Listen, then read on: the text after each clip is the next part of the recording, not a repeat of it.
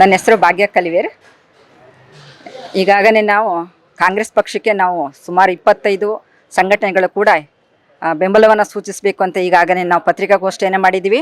ಹಾಗೆಯೇ ಈ ಒಂದು MP ಚುನಾವಣೆಯಲ್ಲಿ ಶ್ರೇಯಸ್ ಪಟೇಲ್ನವ್ರನ್ನ ನಾವು ಗೆಲ್ಲಿಸಿ ಮತ್ತು ನಮ್ಮ ಸಂಘಟನೆ ಮೂಲಕ ಅವರಿಗೆಲ್ಲರಿಗೂ ಕೂಡ ನಾವು ಒಂದು ಚುನಾವಣೆಯನ್ನು ಮಾಡಿ ಅವರಿಗೆ ಒಂದು ಗೆಲುವನ್ನು ತರ್ತೀವಿ ಅಂತ ಹೇಳ್ತಾ ನಾನು ಈ ಸಂದರ್ಭದಲ್ಲಿ ನಾನು ಹೇಳಕ್ಕೆ ಇಷ್ಟಪಡ್ತೀನಿ.